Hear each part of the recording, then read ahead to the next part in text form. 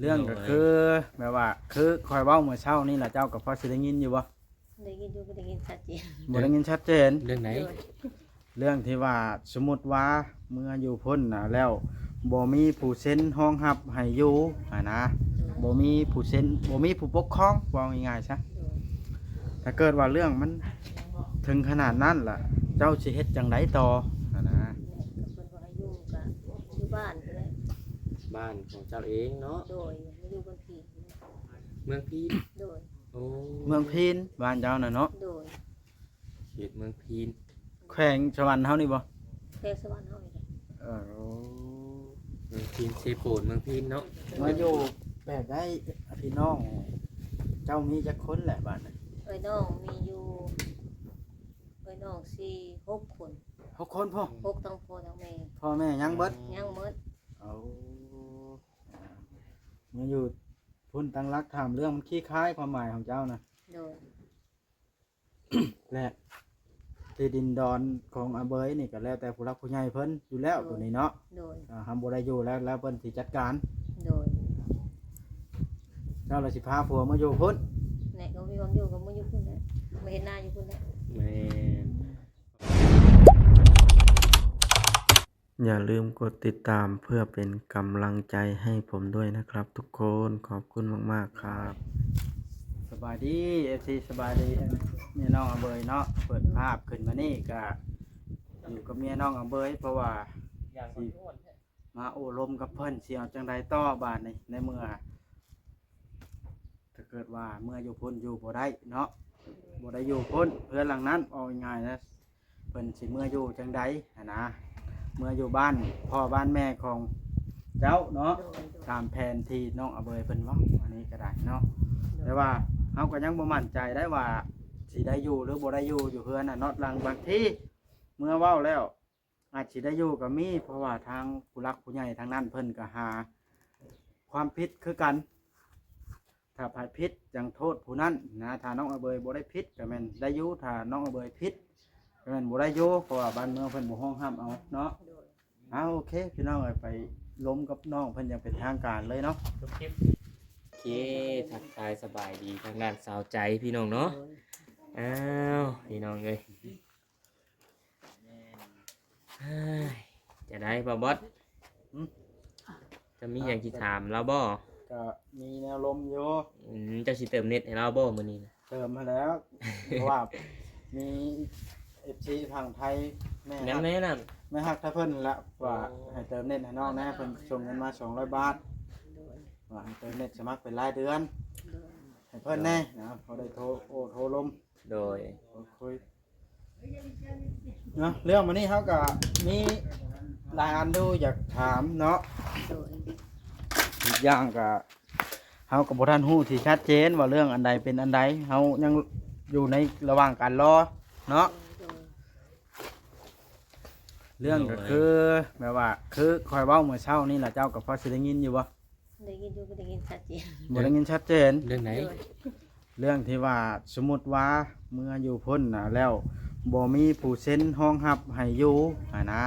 บ่มีผู้เซ็นบ่มีผู้ปกครองว่าง่ายๆซะ โดย ถ้าเกิดว่าเรื่องมันถึงขนาดนั้นล่ะ เจ้าสิเฮ็ดจังไดต่อนะ แหน่กับเพิ่นว่าอายุก็อยู่บ้านพุ่นแหละ บ้านของเจ้าเองเนาะ โดยมาอยู่บนผี เมืองพีน โดย โอ้ เมืองพีนบ้านเจ้าน่ะเนาะ โดย เขตเมืองพีน แขวงสวรรค์เฮานี่บ่ แพทย์สวรรค์เฮานี่แหละ เออ เมืองพีนเซโปนเมืองพีนเนาะ มาอยู่แบบได้พี่น้อง เจ้ามีจักคนแหละบ้านน่ะ เอ้ยน้องมีอยู่เอ้ยน้อง6 คน 6คนพ่อ 6ทั้งพ่อทั้งแม่ พ่อแม่ยังเบิด ยังหมด เอามาอยู่พุ่นตั้งรักถามเรื่องมันขี้คล้ายความหมายของเจ้านะ โดย และที่ดินดอนของอาเบยนี่ก็แล้วแต่ผู้รักผู้ใหญ่เพิ่นอยู่แล้วตัวนี้เนาะ โดย ทำบ่ได้อยู่แล้วเพิ่นสิจัดการ โดย เจ้าเลยสิพาผัวมาอยู่พุ่น แหน่ก็มีความอยู่กับมื้ออยู่พุ่นแหละมาเห็นหน้าอยู่พุ่นแหละ แม่นเอาการที่เฮามาอยู่นี่กะเฮาก็มาพัก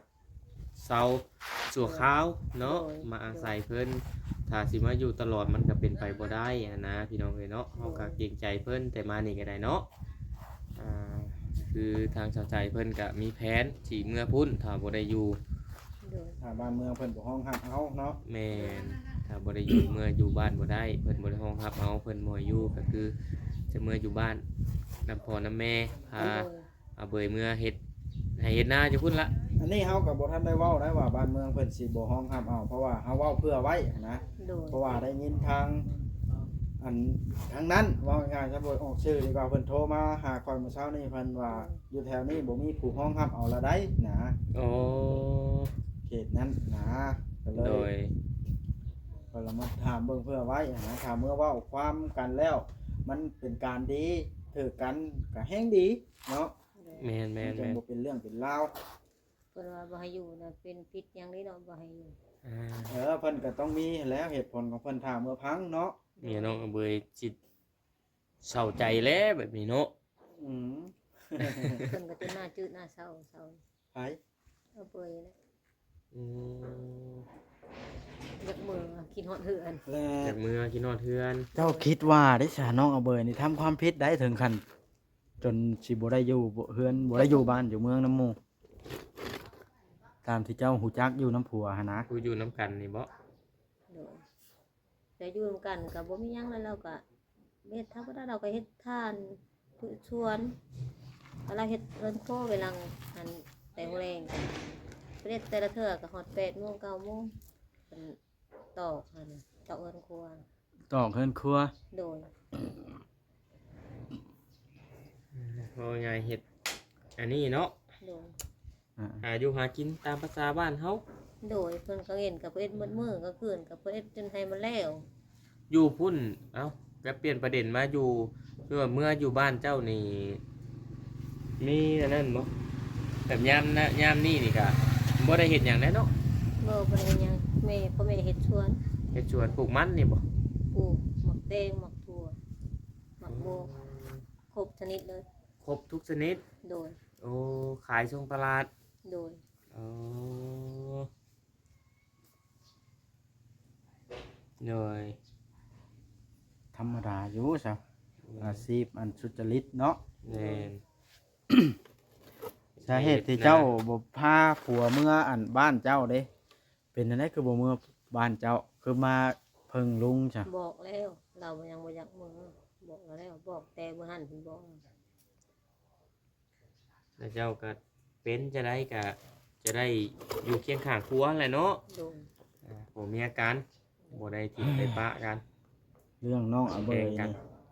ข่อยสิเว้าแล้วนี่เด้อสำหรับข่อยเห็นข่อยได้เว้าน้ำลาวเมื่อเช้านี่น่ะลาวนี่สิเป็นคนบ่ฟังความคนบ่ฟังความผู้อื่นข่อยแนะนำไว้ร้านเคียงข่อยชอดข่อยจนบ่จักแนวเฮ็ดเมื่อเช้านี่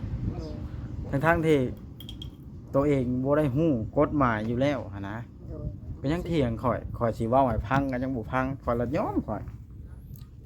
บ่จักแนวอธิบายต่อเลยข่อยเช้านี่ โดย หรือว่าเราฮู้กว่าข่อยกับบ่จักแล้วนั่นก็เนาะหรือว่าเรามั่นใจว่าเราบ่ได้ผิดแล้วเราเถียงบ่เนาะอันนี้ก็บ่จักนํอันนี้ก็ได้ แต่ว่าการที่หมู่เว้าหรือว่าผู้ใหญ่กว่าเว้าสิแนะนำนี่ควรพังซะก่อนเนาะ โดย แล้วจังไปดำเนินการดอกสิเฮ็ดตามหรือบ่เฮ็ดตามก็ได้ แล้วแต่บัดนี้ควรพังไว้ซะก่อนนะอันนั้นมันเป็นการแบบว่า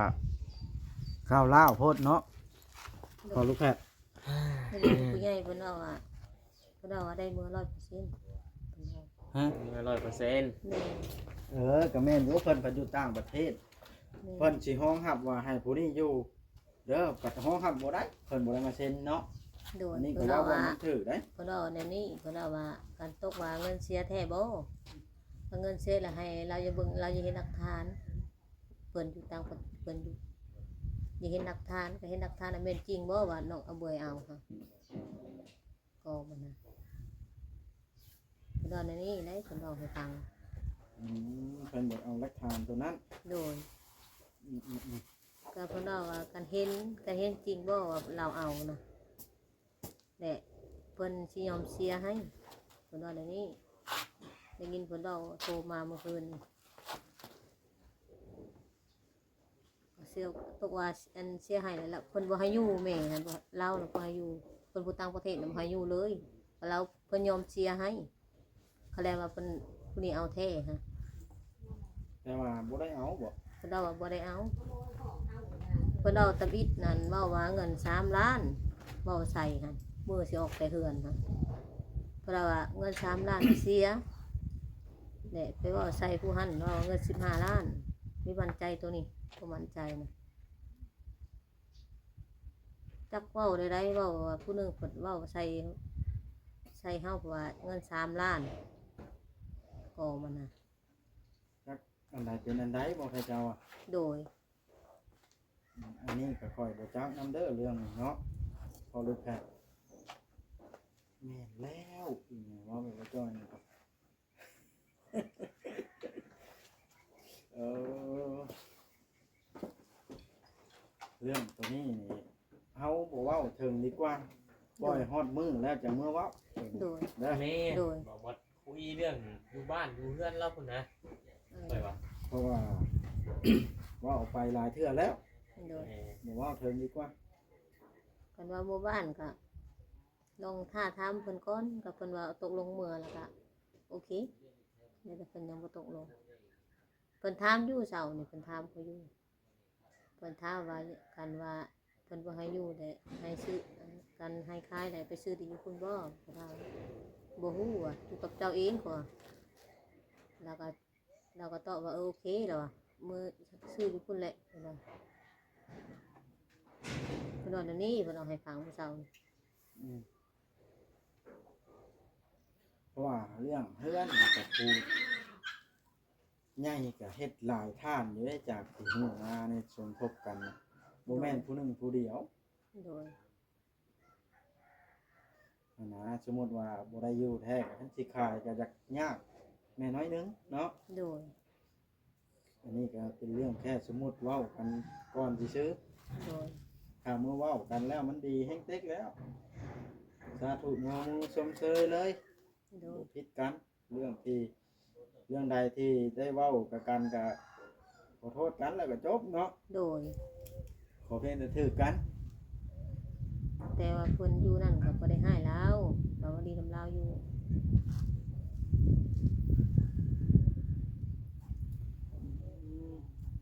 แนวนั้นเนาะแล้วบาดนะแม่เจ้าก็พร้อมสิต้อนรับเอาทุกมื้อมัน แม่ เจ้า ก็ มา เพิ่นน่ะบ่ให้มาอยู่ปีน่ะก็เพิ่นรอลำบากเลยให้มืออยู่พุ่นเพิ่นบอกอีกผู้เถื่ออันนี้ก็บ่ได้โทรหาเราแหละแบบโทรหาเราบ่ได้บ่มีเงินมื้อไปตะบิดแฮงบ่มีเงินเน็ตโทรหาไผก็บ่ได้โทรหาแม่ก็บ่ได้ ไม่ไปทันทีนะ โดยไปตะบิดแฮงเต็กจนนอนบ่หลับ อืม บ่กินฮอดข้าวฮอดน้ำอยู่บ่ม่วน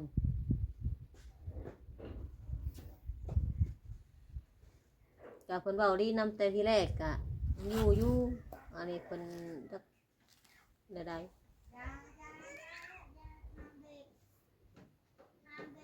ก็เพิ่นเว้าดีนำตะบิดน่ะก็เพิ่นเว้ากลับมาแล้วบ่ให้ไปแล้วก็บ่ไป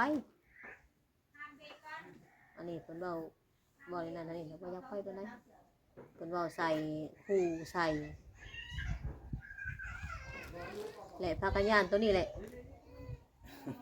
พากันย่านว่าเพิ่นขู่ใส่ว่าบ่อยู่นี่บ่มีหยังบ่มีสิทธิ์หยังมาแต่โตไปแต่โตก็ไปแต่โต เลยมีเคยเว้าได้บอกว่าเด้จะว่าได้ ก็แม่นอยู่เคยเว้าก็เว้าเพิ่นเฮาปรึกษากับลาวว่าสิเฮ็ดจังไดต่อสิซื่อนะ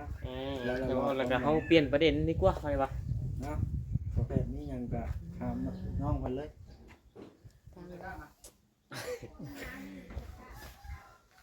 ชะมุดนี่ยังสิอันนั่นอยู่บ่จบเมื่อแล้วก็แบบว่า สมมุติว่าไกลเกลี่ยอีหยังเรียบร้อยแล้วก็สิไปวางแผนสิไปเฮ็ดเวียกเฮ็ดงานอยู่บ่ไปหางานเฮ็ดเวียกทำอยู่บ่ แม่นกันว่าได้ทำงานไปหาทำงานนี่ อืม อันนี้ก็ว่าสิไปเฮ็ดเวียกน้ำเวียนเพิ่นบ่ให้ไป เพราะยังอยู่ช่วงนี้อยู่เด้ให้เจ้ามันเคลียร์เรื่องนี้แล้วก่อนหั่นนะเคลียร์ปัญหาของตัวเองแล้วก่อนแล้วค่อยไปเฮ็ดงานแบบนี้นะ โดย การที่เฮา สมมุติว่าเมื่ออยู่เนาะก็ปิดบ้านปิดหยังไว้ก็ไปหาเฮ็ดเวียกเฮ็ดงานตามโรงจักรโรงงาน โดย ก็ได้นะเฮาบ่ได้ยากลูกยากเต้าพร้อมผัวพร้อมเมียก็ได้คือกันได้เงินเก็บก็ได้ โด ประ ย หยัดเอานี่ละถึงว่าอยู่ลาวเฮาก็บางทีก็เงินเดือนก็สิบ่ค่อยสูงก็ตามความสามารถของเฮา โดย เนาะการเป็นกรรมกรแบกตาม3ล้อก็ธรรมดาพี่น้องเอ้ยเนาะเลี้ยงปูเลี้ยงปลาก็อิงตามความสามารถของเฮานั่นแหละนายจ้างเพิ่นจ้างก็ได้ เพิ่นจ้างกับเพิ่นถามหาอยู่เพิ่นยังบ่ได้ยังสิไปหา เพิ่นถามอยู่เนาะ โดย อ่า แต่เวียกก็บ่ได้นักมีแต่ปล่อยปลานะมีแต่เลี้ยง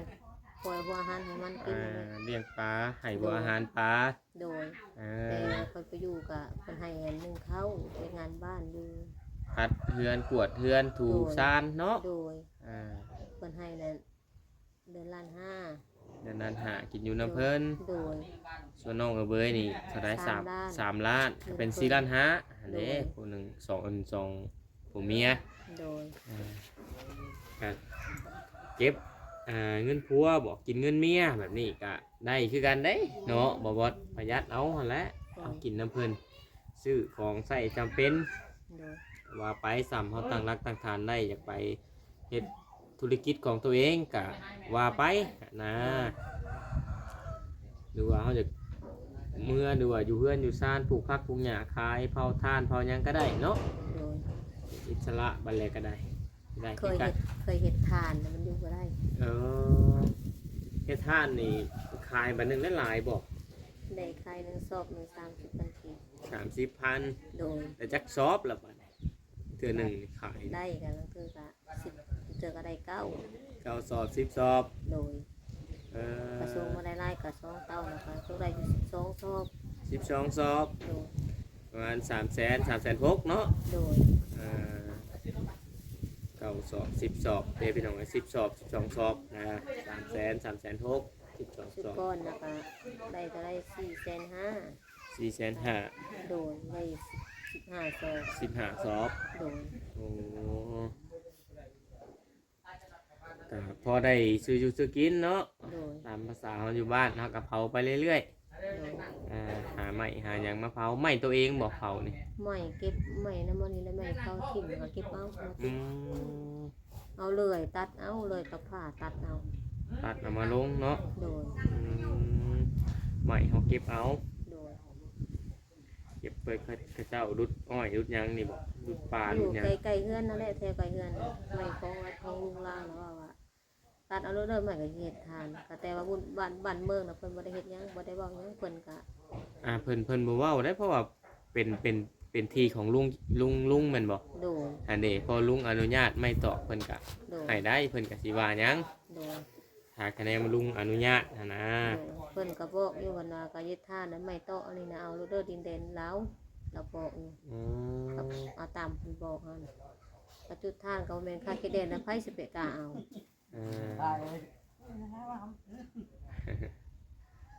โดยเนาะ นี่ก็ว่า เรื่องของเรื่องเขากับบ่พาคิดมโนไปก่อนเนาะรอฟั แม่ ง น ผลความเป็นจริงออกมาซะก่อน อาจสิบ่ได้มีเรื่องเล่าวอีหยังแบบบุญแฮงหรือว่าอีหยังไปดอก ทางเบิ่งก่อนได้ ทางเบิ่งก่อนแม่เมื่อ อันนี้ ปรึกษาเบิ่งก่อน โดย เมื่อนั้นเบิ่ง ใจก็บ่อยากให้เกิดเรื่องแล้วเนาะ แม่นเพราะว่าเรื่องมันได้เกิดขึ้นมากัดจักเป็นจังใดโดย เนาะนี่ก็เมื่ออันนั้นเพราะว่า ไปหาอยู่วังสงบก่อน แม่นเฮาก็หนีโหดมาพึ่งเย็นทางนี้ก็ได้เนาะพี่น้องเอ้ยคือเรื่องเงินเรื่องค้ำกะเมื่อเบิ่งก่อน โดย หรือว่าถ้าน้องบ่ได้เอากะ บนล็อกก็ได้สิเบิ่งเบอร์สิเติมเงินเข้าให้ บ่มีหยังสิย่านหันนะกับบ่ได้นั่นพี่น้องเอ้ยเนาะมาวัดที่เติมเน็ตปะ แม่นสิเติมเน็ตให้น้อง เอ มันก่อน อ สิส่งเงินมาให้เด้200ให้เติมเน็ต100,000รายเดือน เติมเน็ตให้น้องเพิ่น โดย พอได้เด่นแบบโดนแน่เนาะ เขาได้ติดต่อกับผู้ใหญ่เพิ่นอยู่ ติ แล้ ด ว ต่อกับผู้ใหญ่ได้ เพิ่นก็โทรมาอยู่วานนี่ก็เพิ่นโทรถามมากินข้าวกินน้ำแล้ว โทรศัพท์ข่อยมีเครื่องเดียววันชั้นข่อยสิได้เตรียมจบคลิปแล้วได้ จักหน่อยนี่เนาะ แม่นเอาเบอร์เจ้าจิ ฮะ แม่เจ้าจิโอนเข้าเนาะ แม่น อ่า เขาจะเติมเขาเบอร์แล้ว เอาข่อยจักอยู่เบอร์แล้วนะ เจ้าฮู้จ้ะเฮ็ดได้จังฮู้จัก เอาโอนเข้าก็ได้ เก่งอีหลีพอลูกแพทย์นี่เนาะยิ้มมากอะ เดี๋ยวข่อยสิบอกให้ เก่งขนาดเลยบ่ ฮะ ว่าเก่งขนาดเลยบ่ พอลูกแพทย์เก่งอีหลี บ่ได้เก่ง จั แล้ บอร์น้องมาเบอ ว ร์ พี่น้องเนาะ เฮ็ดได้จังฮู้จักเอาต่อมา เอาก็ลองกดเบิ่งกว่า โหดอีหลี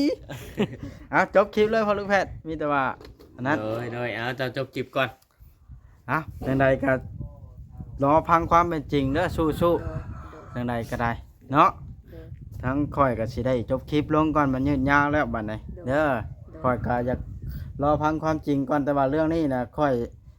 สิบ่ขอเขายุ่งแล้วมันปวดหัวเนาะ แม่น เพราะว่า FC ก็ด่าเฮาหลายหั้นนะเฮาก็บ่แม่นเพราะว่าเว้าขอ